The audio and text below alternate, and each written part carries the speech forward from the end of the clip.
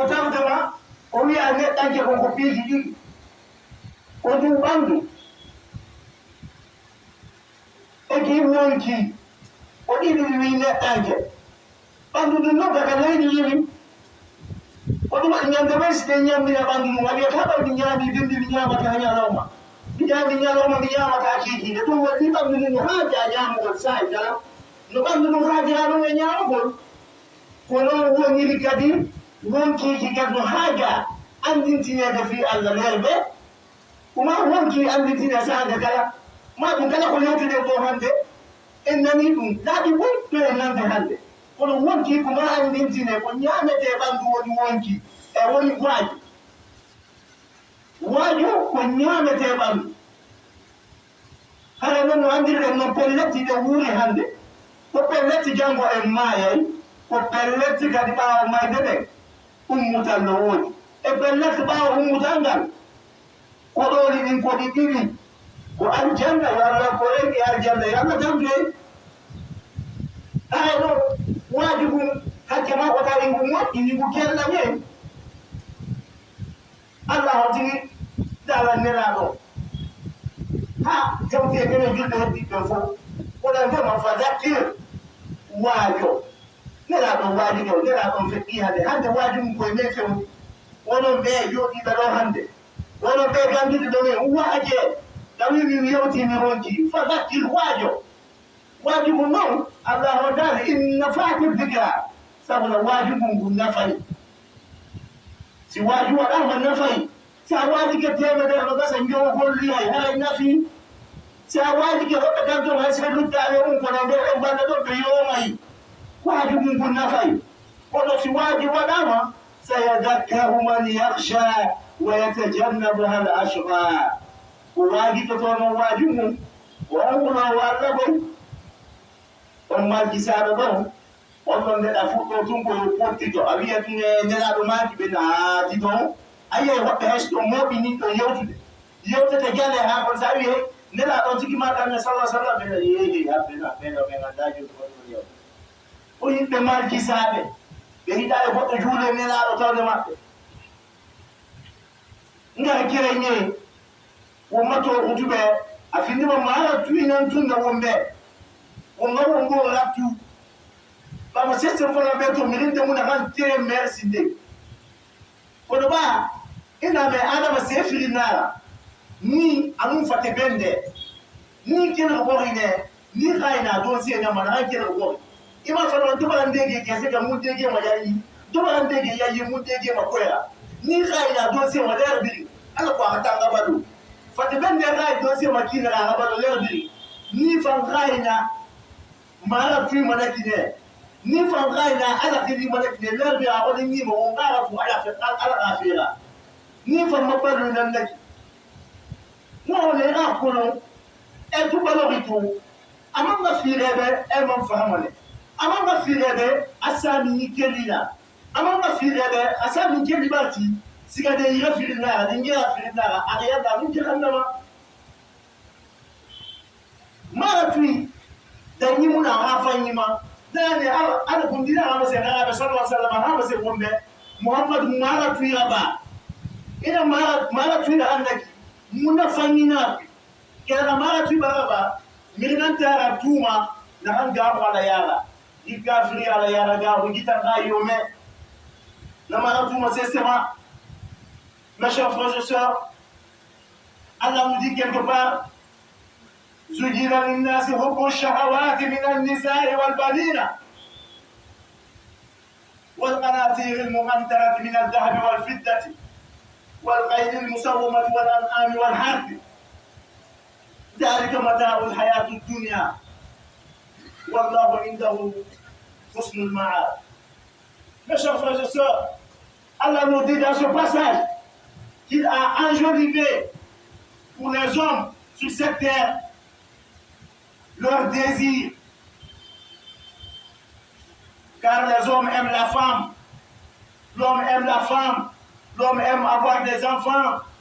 L'homme aime amasser de l'argent, accumuler de l'argent. Si aujourd'hui il avait 100 millions, il veut que d'ici fin 2022, on dit qu'il a eu 500 millions. L'homme amassait de l'argent de mort. Il aime qu'on dit qu'il a 1000 têtes de bœuf. Il a 2000 têtes de bœuf. L'homme aime qu'on dit ah, la voiture la plus chère actuellement du monde, c'est lui qui détient. Oh, la voiture la plus chère à Kindia, c'est avec lui. C'est le plaisir de ce bas monde. Et Allah a réuni tout ça là, il dit cela n'est qu'une jouissance pour la vie présente. Et sachez que ce que c'est Allah, c'est ce qui est plus meilleur. Vous savez, wani jin gotu ay do ko de lintere do ndo ko mo kana yi ko kana fala Allah on dala ne zuyila lin nasi kitana ma himbe be ko shahawat yi ko tuyo di faleji in tuyo di do di faleji ko dum minan nisa'i ko hewbe e ko ko himbe be mo wada ko gotu ko ma ka ko heba sonna on ay no sonna o heɓata ko ɓawa mbuɗɗira ko matumo heɓa mbuɗɗi gorko no hiɗi rewɓe eɓɓo ono hiɗi ɓiɓɓe eɓɓo ono hiɗi moɓugol jawle wal qanatiril mo antarati ono hiɗi moɓugol jawle kon no watta ɗum fof goto naɓata ndi jawdi andu tun aya aw aduna woodi no miltini yagerde ɓatte jannguɓe ɓe ɓe finna ɗon qissaji yimɓe fettuɓe mangoɓe jawle jawle wotawta ko sagata ɓe jaw adata donde maɓɓe ɗe ko guiloɗi jele adata ko wonto ɓe ɗin jawle ɗen jawle woni hannde ɓe naɓawno ɗe ɓe accide ga ko wonɓe jeyi ɓe neɗɗankino yiɗi ɗum heɓgol kañƴe kaalisi sago makko ko so wiye gay mo mari wuwo nayi sago makko hitande attede ko imo mari wuwo ɗiɗi nayi ko ɗum ɗon tun o himmiri e otoje laɓaɗe ay o sahi men ɗo ko otoje yewteten fi muɗum ene naɓurjiɗi woɓe wi he otowal makko ngal o maggal ala hakkindiya neɗɗanke mo hende suka ɗippiɗi e guesele o wiye ey oɗo waɗi plantation e ga ko ha yiyamo hay mantuɗon mo sago makko hitade arkede ko yawɗo plantation ɓurɗu ɗum ɗo sago makko ko ɗum tun joni ɗon a fewiye ɗum ɗon tun a heɓi hakkille ma ɗum ɗon tun a joɗɗi ɗum ɗon hara jomum ma daari ɗo ma jaɓi yettike ma wonandema dalika matawol hayatu duniya ko linta ɗo fof ko dakkibitaari ngurdal aduna wona Allah haade ko dakkibitaari ngurdal aduna wallahu indahu husnul ma'ab Allah hono tawɗo mo o yettike mo wokaka makko woni wuttoɓe moƴƴude nde eyo hay sa wiyama hannde ita ɗum Bill Gates hay a wiyama hannde wa ummade building gatna ɗo hay a wiyama hannde otoje ɓurɗe sattenen coggu gatna ɗo fa jogiiɓe hay sa wiyama hannde rewɓe ɓurɓe laɓeɗe ɓe nde waɗi concours miss wo ko a yahata suɓoro les 3 premiére to ɓenɗo ko ama wonta ha yande fa Allah e yo jeka ɗum ɗon fof ko dakkibitaari ngurdal aduna ɗum ɗon fof ko ɗon luttata ko ɗum waɗi تعالى بهم الله تعالى بل تؤثرون الحياة الدنيا والآخرة خير وأبقى بالتي تهديكم الأدنى إذا هم تنقلون الأدنى هذا نوم تيجي تقول كمقولنا لا هذا فتنقل موجودة فتنقل كدون كل تدا ودنيا ده بلاج ما مسألة ما كان ده من يوم ده بعد ما ده كان يسمع ده بنقول هاي سيترنو nemen de kon ko adna boy kon kon la harama fota wo ko Allah sendi o wi da wa abuqa inda luttay ko ko gadda do luttata wo hay say no fota ngar kerenye mara tuina doara ba toto adama de womba fi ko imantera ko se ko ba womba ko imantera unna basafi ya dama to lo lo a wayiru dunye na fulima a wayiru dunye ginema a wayiru dunye kifema a wayiru dunye khema no ngapeti ma lo lo adama ko ina wala me ga fara moto ne to ko moto bin da tanani lo adama ko ina wala me ga fara khene ga kungo kindia patana wala bi ita lu mai ko ma tiade ibi na tume ma gima ilo mai ne han lo fa ma gi ga ko ma lo ne anu ka ne ma gi ga ya ba ba ma se de أنا ذلك حياء متاع ذلك أبدا مثلا ذلك متاع حياة الدنيا ana kan bil matangari a duniya dangi senara duniya wakanti senara ira kono ama abilin de fannina dan ala nan woni husnul ma'ab idan de fannina dan ala nan woni ama sefo bo magi won kula da won bayin de bal tusiruna al hayata dunya wal akhiratu ghayru wa abqa ada kene duniya na fuli duniya banna ya gina fanye adi fanya banga fanye wo ko yiri nanamma wo wa na ngomma kene wo ka kolonde aliya manan fam ataramman na luma ma da to lo da le mo sanda ma se be me ma ana dembe ahala salinun dunya nun ajiya mandan akedala da wa abuba arijiya matan luma nama dunya ta mu luma pe ya se amura luma ma iska fe de da luma ma aha se da ga ne ma ya kan luma ma ya du me mu da firma ina na firma ala fa fa fi. Mes chers frères et sœurs, pour vous dire que nos femmes, c'est-à-dire nos épouses, et nos enfants, et nos fortunes, ne sont que des tentations pour nous. Si on ne fait pas doucement, ça va nous conduire dans l'enfer. Allah nous a prévenu dans d'autres versets aussi. En nous disant ainsi, il dit, Ya ayyuhalladhina amanu, ô vous les croyants, inna min azwajikum wa awladukum. Certes, il y a parmi vos épouses et vos enfants, adououlakum, vos ennemis. Il n'a pas dit que tous vos enfants sont vos ennemis. Il dit certes, il y a parmi vos épouses et vos enfants vos ennemis. Fahadahu, alors prenez garde. Et quelque part encore, il nous dit, innama amwalukum wa awladukum fitnatun wallahu indahu ajrun azim. Et sachez bien que vos enfants et vos fortunes que vous amassez là ne sont pour vous qu'une tentation. Et chez Allah se trouve l'énorme récompense. Musibe julde. Andi ngolo ngolo ndema jewle. Fetin de hande. De hadiye yawol janga. Andi ngolo fekni te hadina meka. Aye do mukuba. Nawiye to kamaya. Hajono anda hono dongal loto. Hajono anda qabla ibada. Sami mo yo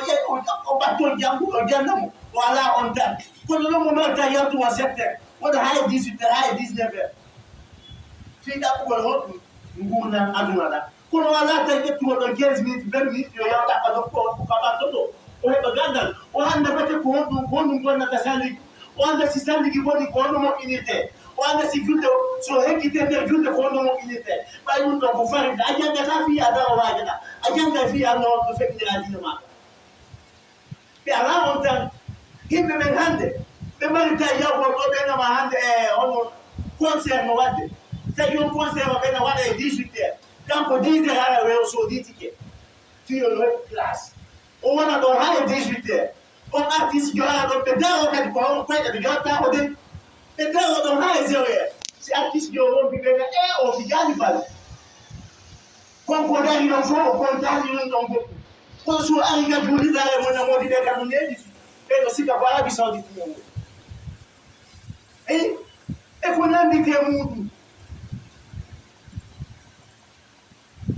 dale no yo ma dala ni ko na ma ya ayu ala dina amanu ko no ngondi be ko no yote de no ngondi be no ngondi ta be no fa ba wa ji ko no yote de inna min azwajikum wa awladukum aduwwun lakum bellet dino e bidde mo be hino rewɓe mon ɓe hino ɓiɓɓe mon ɓe ayɓe mooɗo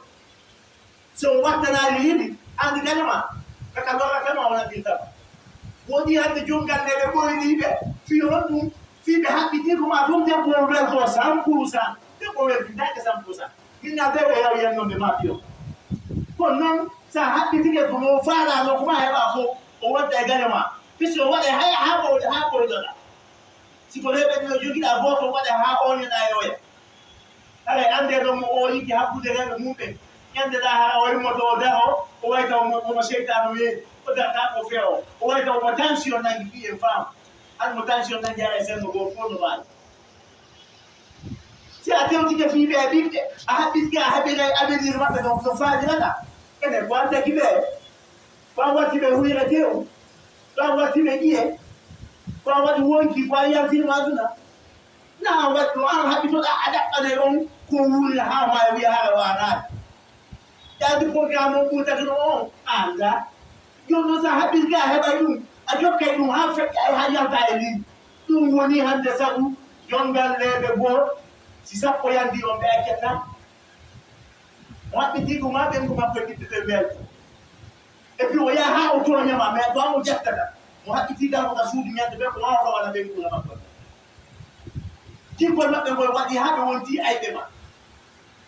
Somewhere what they have the what they want not here on the shade and wood, but what that way, maybe not here would feel home for the help. Young,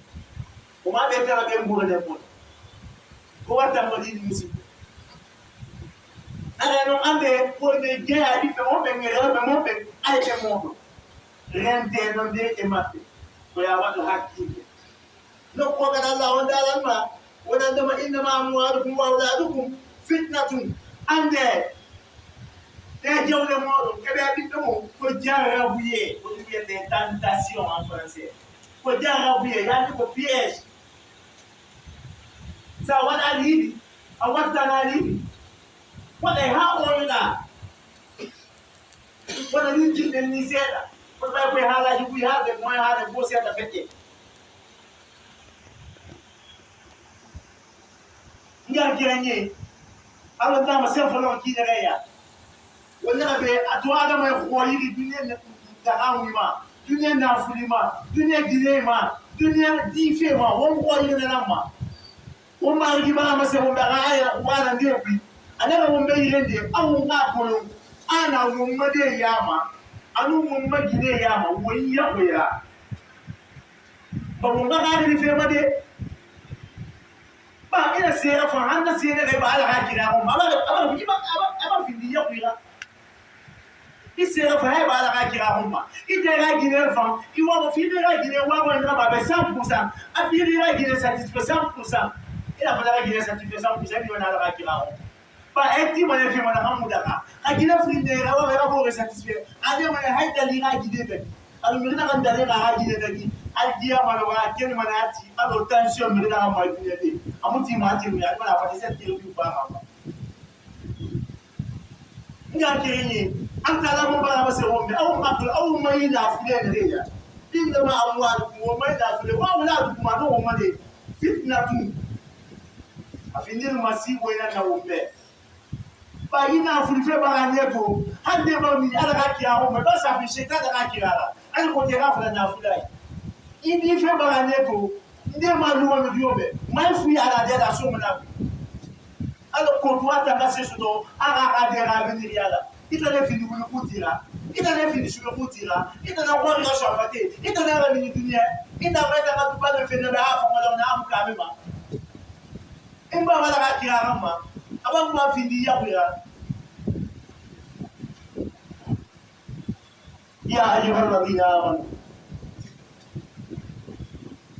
on vous les croyants. À chaque fois, on s'adresse à vous. La tulhikum amwalukum wala awladukum an dhikrillahi. La tulhikum amwalukum wala awladukum an dhikrillahi. Que vos fortunes et vos enfants ne vous distraient pas du rappel d'Allah. Kono yo ben gondimbe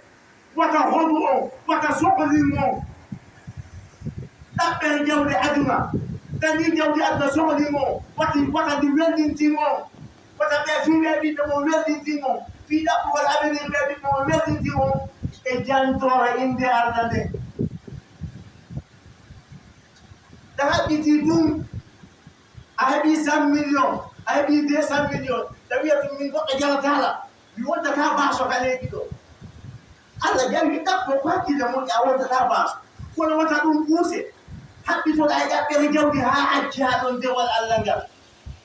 When you happy to the guilty fund, you had to go select. Happy to go Martin over guilty fund, had to go Jack. Happy to go the guilty fund, had to have food when they walk through. We see the happy to do the money. I need to do something we are no. min hami maya mi wontata baasu ñande ɓe ko ma ɓeyɗo andi hande kata jaɓata hakkille sadaka a wiya he si mi itti 10 millions ɗi kam mi ɓuytiɗi kam ɗini ko ma mbiɗa ko somi heɓta e goɗɗi kam ɓe ɗum ɗon luttata ha fonta e lajakka nga kereñe antala barama sew gawtandire ɓar ñangania aduñe nafuli feñi anon duñe ɗi fe ɗi avenir yalan fe nanama wora tantan ala ha fema nanama wora nemo ala batuma ومن يفعل ذلك منكم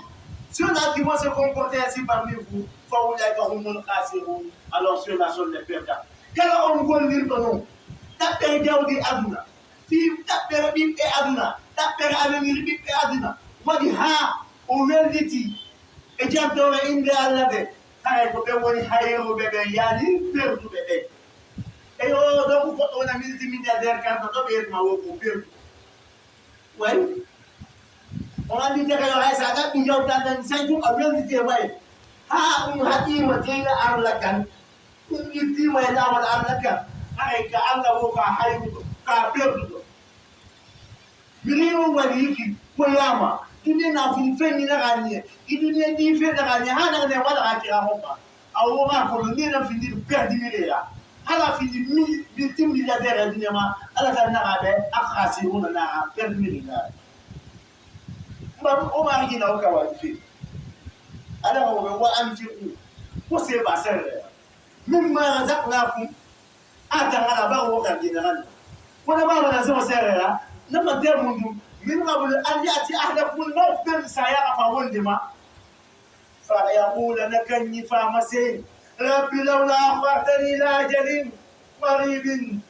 margiri dundira ba man belum fa sadqa alkum masreba kwa kumina swali na fanga lumifanya yama anasema anasema kidunia na afulifenyi baranye atamusale bama kidunia na afulifenyi baranye samfra na brata lumikita kifita ndiyama kidunia na afulifenyi kidunia dife baranye atantani yatima barara dine ke yafi alors ina kuma fa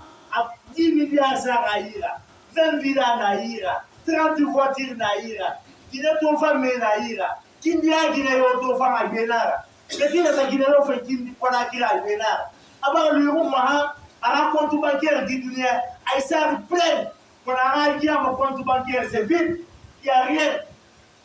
aba lu ha sa ya ba fama aska fe de ndara ba na to demi tu muna sono compte bancaire da na ba ro mona kan da ko ma kia ma ala ba ra ba na ni sera ni fa na rabbi lauda wa kalila jadi farid fasadaka magi amaka dugundi na ba mon fambelu ala ko nga serande ba e yaga ko mara do magali la gata be muira nimba yaga ko isan kiri gali la gata mara nimba e to wone valise ya kiri na valise ya sudi du bisa ado obore do ma fri masa fe jour noir am to ma kiri fi mama ya to wone sankiri do gali hansa de kuira fe ado bo be yer fe na sankiri de kiri barno am sankiri kiri fi mama maintenant parce que fa ala bi no ngambira na ni misemo fa akola mana no wani na ga ngambi me altala ne wala yu'akhir Allah nafsan idha jaa ajalha altala mu ndia ba mu ni da ma yube akawa tiba kaba nasema ma ba me be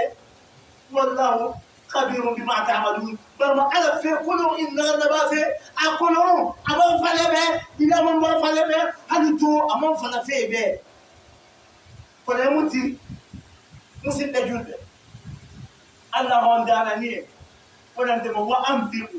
itte sadaka mimma razaqnakum yoga te kome okore ko wonani mo ko ne pal woye ngitu mimba onomba itte sadaka yoga ko tum wonni en wote wi ko multimilliardaire be tum ita sadaka tum wonni e wote wi ko millionnaire be tum Allah ko dani ko yoge ko da ko ba da ko da yer kun do an kadi ta yer kun do sable do fami ya jira do embere ya jere ma ko do fami do kadi fa jira do embere ma ko ne wan be mo min ma za na ko min ba bla an ya ti ake kun no dum no ganyo ko yi to sadaka ko adi ma de hewtu do ay Allah wadi ultimatum mu de gitte yoge ko mo ko na fo ko ito do ko yoga ippe kwa di mande hewtado mande hewton fa yaqula koti no mi ande rabbi lawla akhartani ila ajalin qaribi e jomia hanma nenna nena ha kabadi fa sodda mi kan nitasaraka wa kum min aswalina bi je mutu be fiyo wala tadu kada do mo man fa di joy joy kawtal makko ka ko makko ko dele ko ide o yi mo bana mo ko dew ko ha adu ndalo get jomto boto lo ko ya yimɓe waɗa hitande mume coci waɗa ko hande ekkitino fimal taw sutti kawtal ngal ala e coyi yo ƴettuɗo nder ɗo kam o watta oye kawtal ngal watti paɗat hen ngal lani ɗi waɗi paɗe ha ɓe dankini oyi ole duuɓi tato wattaki gon kono en tawi o ƴetto o na noon fe jawdi walindi sa ñama jawdi makko koma ƴettamo paare a ñama jawdi makko koma waɗamo maare a ñama jawdi makko koma ya ɗaɓɓanamo juwa e gami ɗaɓɓani oɗo ko geji ama ñamay siyaɗo ñamata aw ko ɓe yimɓe ɓe hebbinani compte bancaire maɓɓe o ɓe wellitike aduna ɗo ɓe waɗi milliard ɗin ɗo ha mayde hewtiɓe ɓe nisita noon ɓe mayde ka ɓoɗe yewton ɓe rempli sarto hakke mi famina en ɗo dani waktu on naki e misa joni ɓe nama hiɗa kindiya ɗo kono noon ñalade are a ittete kindiya naɓeɗa zirgol kono nde ñalade so hewti soyde araɓe ƴettugol maɓɓe si ɓe ari kaɓe tawma o kaka boutique kaka magasin kaka hono wiyete ɓe taw kaka jonirde kaka labdani kaɓe tawma o no ɓe tawirma noon a ƴettata fuyde hay a yeƴƴitota kono ɓe ƴettitama ɓe bakama kawto ɓe ɗaɓɓa zergol kono sa hewti zergol cuuɗi ma wonnoɗe gaade otoje ma wonnoɗe gaade milliard ji ma wonnoɗe gaade ɗin ɗon naɓetaade kono noon woɗo e hewtuga yaha won compte bancaire ma wonɗo toon o ya luttu waɗgo ton guuɗe ma fi jande laɓaɗa toon ya tawa toon kadi gonɗum woni ko ƴetta ñaama ko misal fi en faam yaani ko hakkude aduna e lahara sa waɗi ɗo golle moƴƴe a itti sadaka ko bara joddi ɗin tawoyta aljan lahara to ko ɗum woni hara waɗi mbuuɗi ka compte ma lahara sa waɗa ɗon ɗum ɗon ha mayde tawma nden mise ɗon waɗa ha wiya e joni rabbi lawla akhartani ila ajalin qarib hay joni hara yi a nennananna min kadi ka ɓadi fini kadi fa soddaka min sadaka waku mina soliya mi tawe moƴƴuɓe kono noon Allah on daari wala yuakhira Allahu nafsan ida jaa ajaluha Allah on nennanta wonki saye makko yewi fi on noon wallahu khabirum bima ta'malun Allah no andi kon gonɗo ɗon huuɗo yimo anda a yewtanoma astahfirullah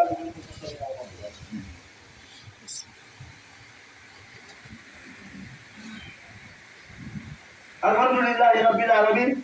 e musidɓe julɓe sa yon nangi en kono mi sakkito e fof mo hadis nelaɗo Muhammad sallallahu alaihi wasallam ko heddi ko haray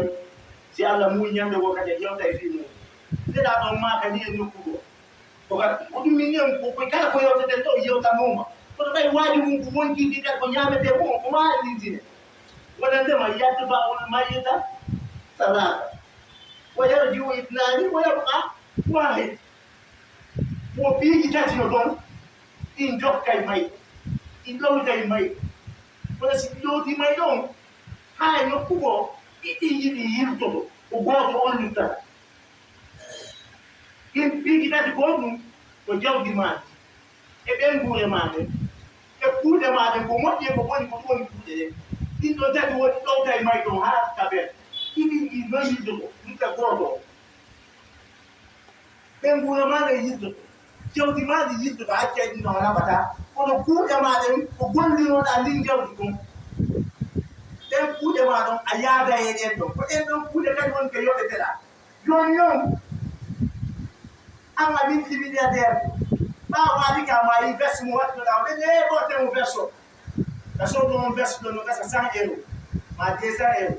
ɓene ɓotemo a handiɗa e muɗum hande kadi a mayi ɓe hollima wo nafatani ma galle ɓe ɗamnoɗa ɗen ko an andi ko ono ɗaɓɓirɗa dammuɗa ɗum noon hakkude ma e Allah ɓene yaltinemo ka galle ande hande yaade galle maɗe joni noon a ɗaɓɓi ɗum no gandi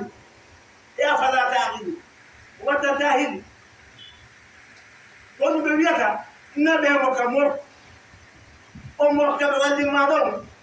andaɗa feƴƴano ka otoal ma ka base wal ma on feetto mo yiyaɗa no waɗi ka bidde lawol ɗon mo ñama ñooƴe so maayi kankat ko on mokko ɗon ɓe ɗaɓata a yi ande makko on foti ƴetta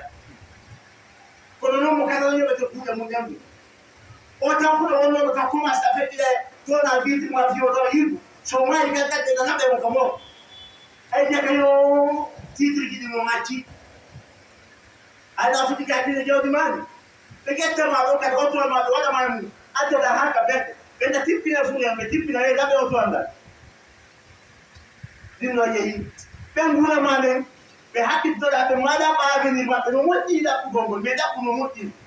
ai ukike ka uki da ho atonyi ho ajati ho no bonto hay a wuki